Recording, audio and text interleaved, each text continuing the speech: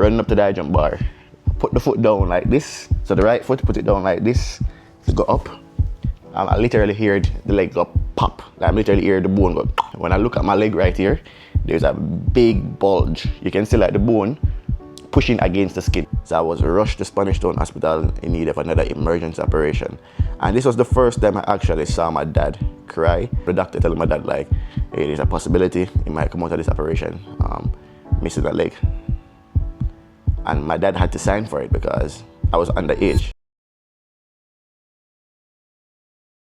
Welcome back to the YouTube channel, my family. It's been like a month since I posted a video. So today is Sunday, February 8th.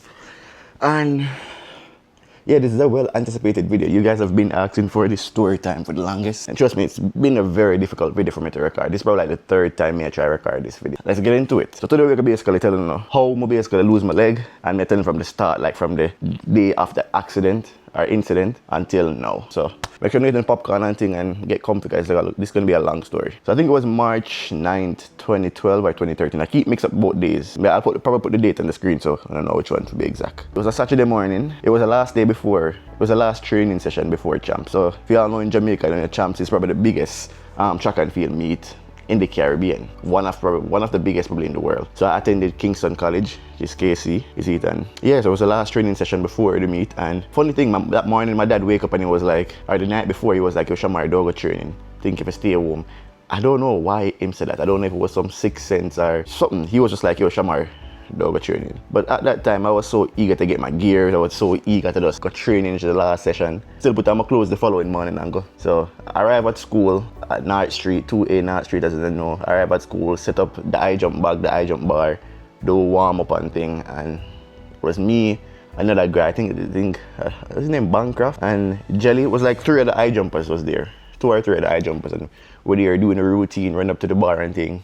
I wasn't feeling any pain whatsoever. I knew I had a growth sprout like probably a few months before because I was shorter, but that was about it. Running up to the high jump bar, put the foot down like this. So the right foot, put it down like this to go up. I literally heard the leg go pop. Like I literally heard the bone go and it broke, pop. I'm gonna drop on the high jump bed, so I'm gonna bail out of the jump. So I never got through the jump. So I was in like mid-air when I heard it, and I just decided to just land on the bed on my side. When I look at my leg right here, there's a big bulge. You can see like the bone pushing against the skin. It wasn't pushing through the skin, but it was pushing against the skin. There's a huge bulge right here. Funny thing, I wasn't feeling any pain then. When that coaches and so on that was there, them saw go and everybody rushed come over to me and somebody tried to move me and thing, and the move of them tried to move me, that's how the pain start. So my coaches and everything so go on, they make some calls, and at the time there was a school doctor. I think he was like responsible for the school at the time. Now I call him name because I don't want to get sued. I think my parents told him to bring me to KPH, but I think it was because of school policy or something. I think it's because I was on the school compound. I might be mistaken. But they took me to St. Joseph Hospital. St. Joseph never have an x-ray machine and things, so then they took me to the doctor office, which was pretty close. We do an x-ray probably like as soon as I get there, and probably like 20-30 minutes later, he spoke to my aunt, which was the one who showed up at the time. He placed my leg in a full cast. So that's from the toe. Well, I'm showing on the real foot. From the toe all the way up to my groin. Put a full cast. And I said this was Saturday. Talked to my aunts, with some painkillers and thing. And then send me home. You see, so in my head I was like, damn, I trained all this year for I broke my foot. No. Literally a few days before champs. Really like right now. But it is what it was. How much it is? It is what it is. Go home. I was staying at my aunt this time, so I'm gonna live at Almontown. Anybody know Almontown? That's basically right in front of Ministry of Education. But living at the ghetto. Yeah. So I'm there for my aunt and thing, and I'm gonna reach home, go out and touch my friend, so I'm break my foot and thing, and it's kind of sad. So a little bit after that, I start to feel pain. But in my head, I was like, I just broke the foot, so probably the pain may feel from the break. So I'm gonna go back home, relax, take 2 of the painkiller when I'm going, try to sleep. So this was like probably noon, 1 o'clock around this time. You see, by the time, probably like 3-4 o'clock, the pain get worse. So I was like, no man, oh, go on. So I say it to my aunt and thing, and in her head, everybody's alright because it's a fresh break. I mean, I move up and down because I was like up and down on the crutches for the day. So I was like, you know what, I'm relax for this idea, elevate the leg and thing and make it good.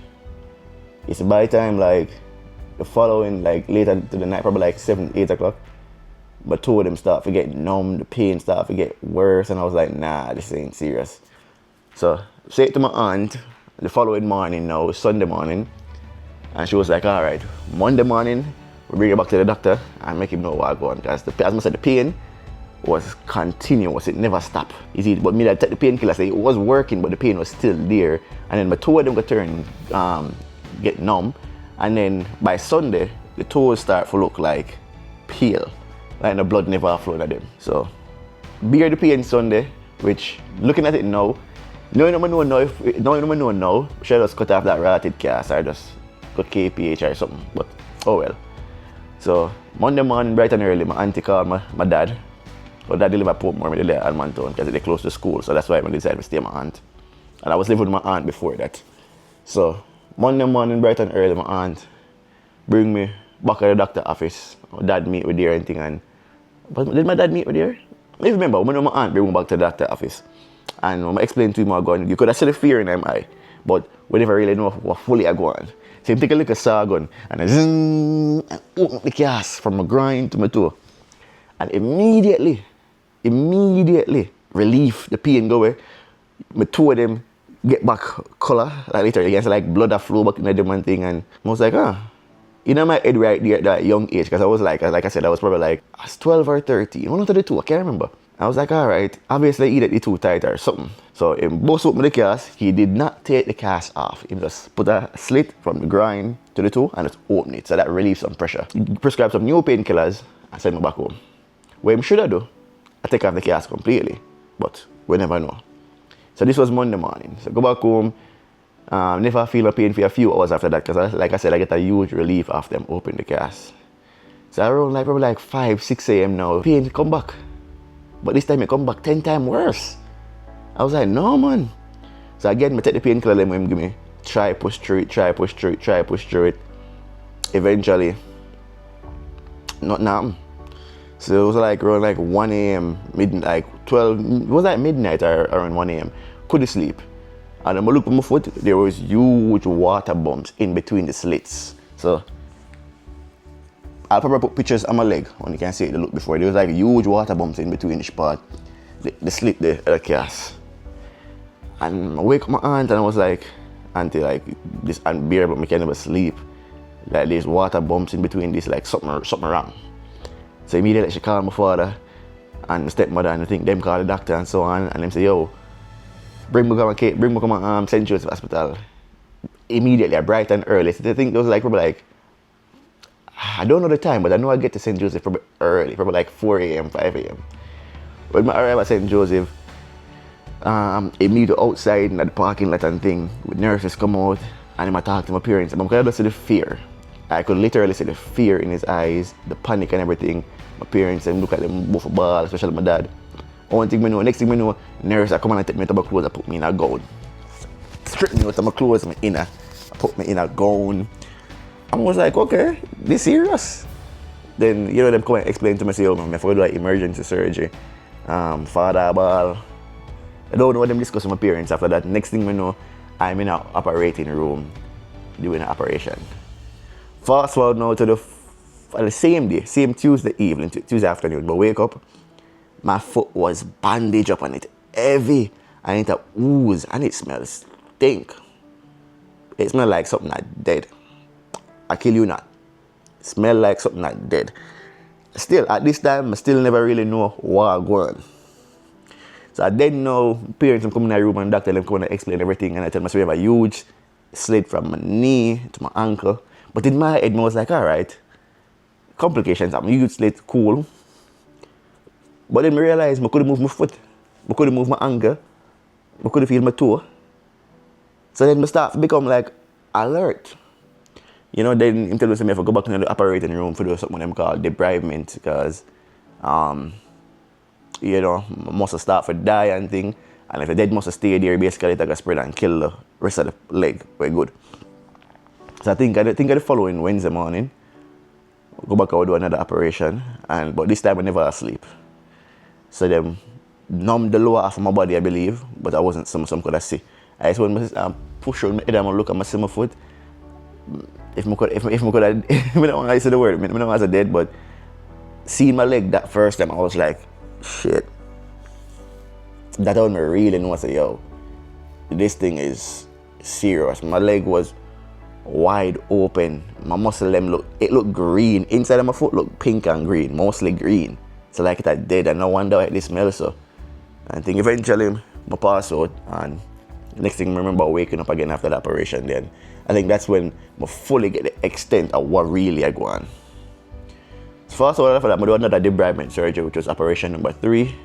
So in total, guys, I do 10 operation included amputation. So which was so we're the operation number 3 now. So by this time, the nurses at the hospital start to whisper some things to my parents and say, yo, that man, nothing the man know do, you know. And we hear other things about him and rate it and so on. So it's probably in your best interest to get a second opinion. You see me? So stepmom, my aunt, my daddy, everybody discuss it and thing, and them decide to get a second opinion. Big up Dr. Mark mine at his it. So eventually him forward and take over the case, and after him explain everything that go on, realize, yo, shit, I can end up lose my foot. So him come out of the hospital, Mark mine at him come out of the hospital. We have like this long ass meeting. We were there for probably like hours. I remember my parents in there, we were asking questions. We have discussion and like what can happen, possible outcome.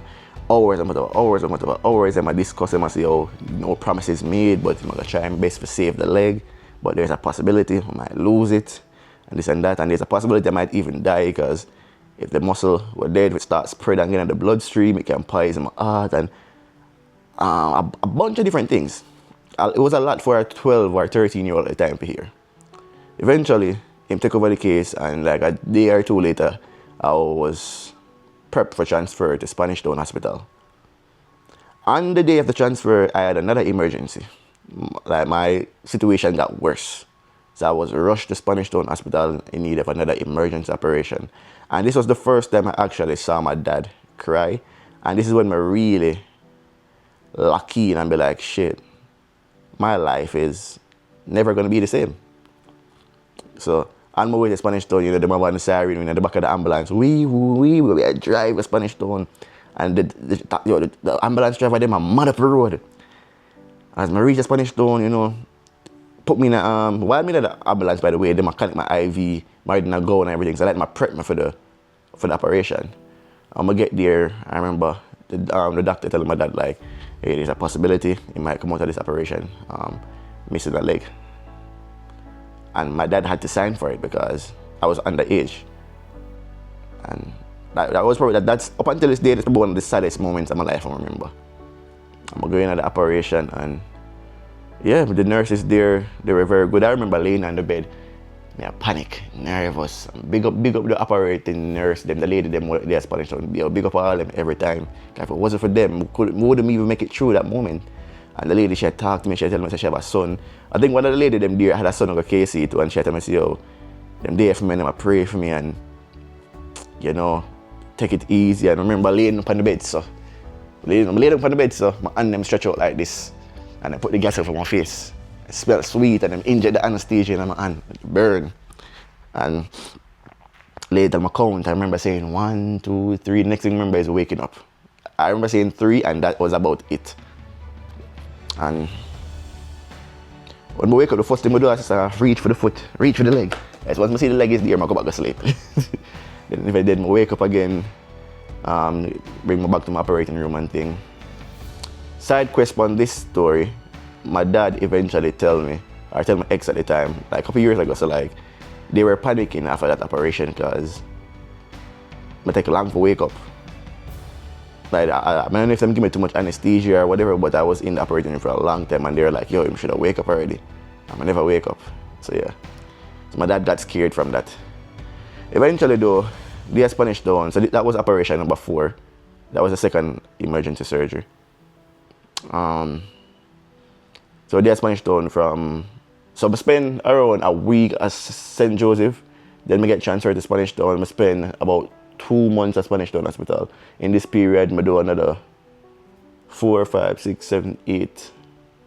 I do another 4 or 5. No, I do another 5. Come on, 3 at St. Joseph. First one and the 2 debridement. Then I do another 5 at Spanish Town. One of the operation, I don't remember if it's operation 6 or 7. This is when the leg start to get a little better and thing. And then I try make it heal now so I can go to plastic surgery. So one of the operation them now, them tell me don't eat, and I end up eat. And that was another emergency operation where I could I lose a leg again and I end up gonna eat some food and vomit. So the operation they get pushed back. See, miracles work in mysterious ways. Because if me feel like say anyone never eat and then go do the operation there, the surgeon would have said the result he was looking for and then probably would have amputated. Because in that operation he was looking for healthy blood, I guess. Like him said, like if there is enough blood, that means it would heal. And at the time when him address it, like them never asked, I'd be a dead tissue and dead muscle, them that's it.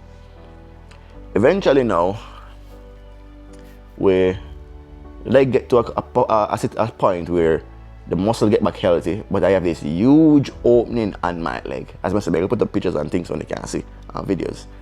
Huge opening on my leg now where it have to close. And if we stay at the hospital for that close, I would be there for probably years. So eventually, they get transferred. I get another surgeon. I forget his name. Big up yourself, though. It's a plastic surgeon, but and them transfer me to Chest Hospital, right up at Ligan inside near JC. Them way there. So I end up going to Chest Hospital. Prep for my first plastic surgery, skin graft. So them take skin from right here. And you can probably see it a bit darker. Take skin from right here, cover the whole of the leg, right? So, and first operation went good, but then there were some complications. A part of the graft never catch, so which was operation number 9 and thing, and I end up you have to go back to. No, that was operation 7. Yeah, operation 7. No, that was operation 8. 10th one I Canada. The operation 8 was a skin graft. Yeah, operation 8 was a skin graft. So that never catch properly, so I end up go back again and fix it. The second part of the skin graft, end up catching thing, end up spending like a month in the Chest Hospital. Probably like a month and some change. Eventually get to a point where them feel like it healed enough for me to go home, and I was discharged in August, I believe. I don't remember the exact date, but I know it was in August. So I was in the hospital from March to August. You can say mid-March, because it was close to my birthday. So mid-March, I'm gonna come up probably like mid-August, to be honest. Probably early August. So March, April, May, June, July, August. I was in the hospital like 5 months. Combined, like all 3 hospitals for like 5 months. Eventually, discharged, and this is where like a whole different part of my life, like this is where like reality really hit. Get discharged, I had doctor's appointment probably like twice or 3 times a week. It put a lot of stress on my family, especially my dad, financially put a stress on them. Casey tried to do them help out a bit, but if I'm being realistic, Casey could do a lot more, but it is what it is, man. It is what it is. I appreciate the help with them help out. But my father, a lot of stress financially. This is why a part of me always feel like I'm in debt to my dad for what he did for me, because I know it was a lot. Like I know it's a lot. So daddy, I watch this. Love you always, and I promise you, say, I'm gonna repay you one day, but when I do it my way. But eventually I go back to school the following year. So I go back to school was grade 9. I went to school on crutches, and it was just like doctor's appointment, on top of doctor's appointment, and then get to a stage where you just feel like I'm stuck. From grade 9 up until upper 6, I was on crutches and Casey, and like my life just feel stuck. Me didn't feel so depressed. Me didn't feel miserable. Remember, I was this big star, superstar athlete at Casey. Now I'm go to all people know is the guy on the crutches. It affect me mentally. I lose up on a lot. A lot of my youth, a lot of things I want for them, I could get for them. People start to judge me different now. People start to look at me as like this helpless little guy. And, it just really messes up a lot of things. I never had a regular childhood. And this is where, I start turn to like bad company. Like I pick up weed, I start to smoke weed hard because I'm depressed. The weed was like my coping mechanism. Whatever I smoke, I get high, I just feel like I'm normal. Is it? And still do well in school. Graduated KC with 10 CSEC, 4 Cape. Didn't do upper 6 because eventually my father was living in Canada at this time now. And he was like, Jamaica, I think we max out Jamaica, and I see what else I can do for you here in terms of your leg. I think it's best for like you come over here for sure for see like, you know, better medical care and so on. So eventually in 2018, I migrated to Canada. What was the date? I don't remember the exact date. I think it was October or November. I think it was October 2018. Migrate to Canada, and again, this is like a whole different ball game. I feel like I keep going through like different seasons. So like the season of being in Jamaica and crutches taught me like shit. Life would got tough if it remained like this. Like if I did stay at Jamaica on crutches, life would have hard because there's not a lot of help. There's not a lot of resources. There wasn't a lot of things. There was a guy that in Jamaica that helped. Big up Mr. Kelly. I think in past now. Big up yourself, Mr. Kelly. But like, unless you have money, it's really tough. I never have money. I never grew up in wealth. Like my parents never have it. My father do him can do for help. Stepmom do what she can do for help. Like we never grew up in like riches. So it was very difficult. So eventually we migrate to Canada, migrate to a place called Nova Scotia at first, get a surgeon, and that surgeon, the first thing them started talking about was amputation. And that pissed me off because I was like, yo, it sounds like I'm gonna even try. You know, they run some few tests and things, but it was like amputation. I'll put it off. Eventually we moved from Nova Scotia, come to Edmonton, get a surgeon again, and this time, same thing. Amputation, but he mentioned that possibly ankle fusion could work. So when that happened now, you know, we start running a few tests and so on. This was 2019, and then literally a few months later you have the COVID pandemic. So then when you get placed on this long wait list. Yeah, and like I go down a whole other route. I drop out of school, drop out of university because I just never feel comfortable like up on crutches, start work, start from my own money. I was in need of independence. Like everything we do, it was for proof to myself that yo, I was independent. So I moved out of my parents' house mad early. I remember I moved to Kelowna just to be independent, just to say yo, I can survive by myself. And I now really realize why I do all of that. You know, eventually that not work out, moved back to my parents. Then you know, then I moved out again to the apartment I'm in now. Me and my ex at the time, and you know, she was there for me. I was say, yo, there has been so many people who's been in my life who have really and truly helped me. Big up yourself, Julia. Big up yourself, Pat. Big up yourself, my stepmom, my father, aunts, uncles, everybody who's been there in my life. Yo, big up on yourself. I appreciate and love all of you. I might not show it all the time, but trust me, I never forget and I appreciate it. But yeah, from 2022 up until like 2024, it's been a very tough. That was like probably one of the toughest period them. Because I think this is where like now I'm in young adulthood. Like now me I really look at my life and I be like, yo Shamar, where you want a life? Where me I go? I felt like I didn't accomplish anything because I dropped out of school, start work. I wasn't working the best job. I was just wanted independence. I just wanted money. I wanted to walk, more to start a family. All them things that play on my mind. So like depression take over. I start to binge eat a lot of food, smoke about a bag of weed. I was just doing everything wrong. You see, I was doing everything wrong and I got really depressed. Then eventually, my girlfriend at the time, she was like, yo, why don't you just keep showing up at the doctor's office and things? Because again, I was still on this wait list. Every time I call him, still up on the wait list. So she was like, yo, just keep showing up at the doctor's office and so I go on. And then that's all I do. 2023, keep showing up to the office, Till eventually one of the receptionists see me, they were like, hey, your doctor that you're on the wait list is still fully booked, but there's this another surgeon who is now available. Do you want to transfer? And I was like, you know what? Forget, let's transfer because I'm tired of waiting. So that's how I got my current surgeon now. When I met this man, when I meet the surgeon, I did not like him because the first thing this man I got look at me and say, yeah, we got to cut it off. Amputation. I was like, what? So my ball, I remember the day I'm working at the care, I ball. I couldn't even go work. It was like, I wait all this time, do all of this thing. If I come back and hear the same thing, ball. And eventually, I have a next appointment with them. I'm telling them, say, oh, really, I don't want to amputate the foot. Like, I would love to do anything just for the save it to walk. And it was like, yo, we can try ankle fusion, but I don't think it's going to work because you don't have good blood flow. The surgical approaches, with this relying on the blood supply from here, if I operate through the fibula, because I'd have to cut out a bunch of bone to try to get it straight. That'll take away this artery and this one. I don't think one artery would supply your foot. And if I went in the front, there's collaterals. This is trying to make up for things. And I operate in the front, that could lead to lots of skin death as well. So I'm still skeptical that it would work. But I thought today I could take some pictures of your leg, because I talked about showing it to the foot and ankle group. Yeah. So if you're okay with me taking pictures, and I'll delete them later.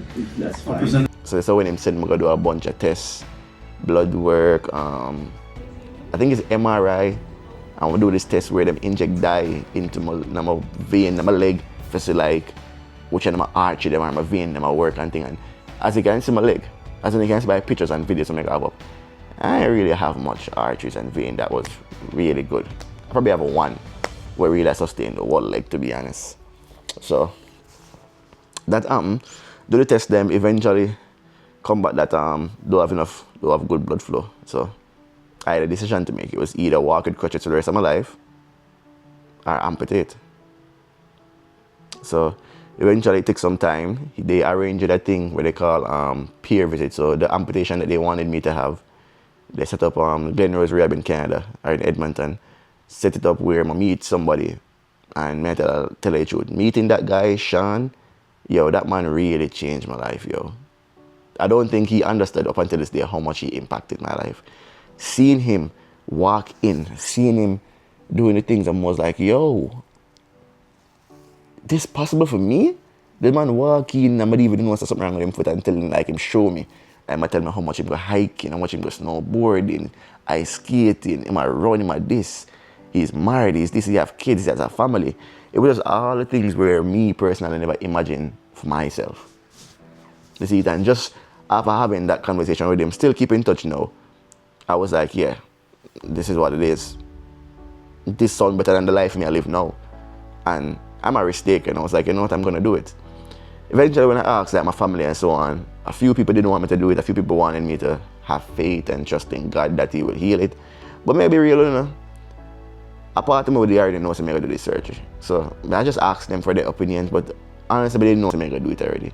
I already made my mind up. It was the first time, to be honest, I made a decision for me without asking anybody what they think. This was like a full-blown shamar decision.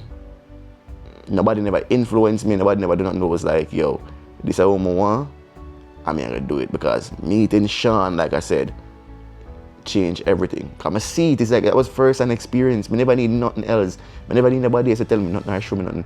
That was all the proof I need for to say, yo, I can live a good life. Yes, me so. Yeah, eventually I called my surgeon like a few days later, and I was like, yeah, I'm doing it. Book it. I'll do the amputation. So yeah, he booked it. I did a medical like a few weeks after, or a month after. This was in October or November. So did the medical in December, and then by January 9th, 2024, I did the amputation. So I did a Symes amputation. This is where they remove the foot. So the plan was to start with the lowest form of amputation, which was the Symes, so removing the foot. If that not work, they go higher to below knee, which would be like somewhere here. And if this not work, through knee. If that not work, above knee.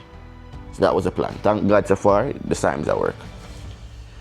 So that was the plan, do the Symes amputation. I spent 4 days in the hospital. I think I talk about this a lot. That amputation changed me.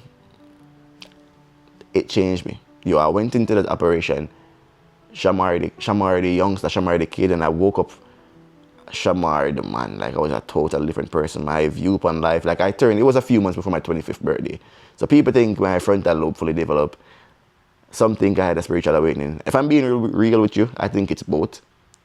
My frontal lobe did develop, and I did have a spiritual awakening. Like my output on life is different. I view life different. I look at people different. I woke up from that operation just being a totally different person. My meaning for life changed, my purpose changed, everything just changed. I become more goal-driven, purpose-driven. Like I was on this whole path of like self-improvement. I'm still on that path right now. And yeah, ever since then, it's been an up and down situation. I went through another long period of like 9 months for my leg to heal, which was another phase another thing that I had to deal with. Again, depression kicked in. I had to deal with it. I started to smoke a lot of weed again, just because it was like 25. I thought I would be walking. I set my hopes up too early. I wasn't working, so the bills started to pile up. I didn't have any help. You know, my girlfriend was there, but all the burden was on her. It was just a lot in that period. You see it, and then eventually things slowly started to change. Eventually the leg healed. Eventually I got a prosthetic leg. I learned to walk. I went back to Jamaica in December, and going back home, really opened my eyes and a lot of stuff. I realized I got it. I don't want to say I got it easy, but seeing other amputees back home, because it's like now that I'm an amputee, I spot it. Before, I never really see other people missing a limb, but now that I'm missing a limb, everyone will go and say somebody else missing a limb. It's like, now me, I look out for it. So when I went back to Jamaica, I saw there was this guy at the ATM, and he was like, yo, you are the rich man, I was like, what do you mean? Man was like, you can't afford them foot man for what, man? Man, I say, years him walk with crutches because he's missing him leg and thing. And just those interaction with even other amputees start really open my eyes, and I was like, damn.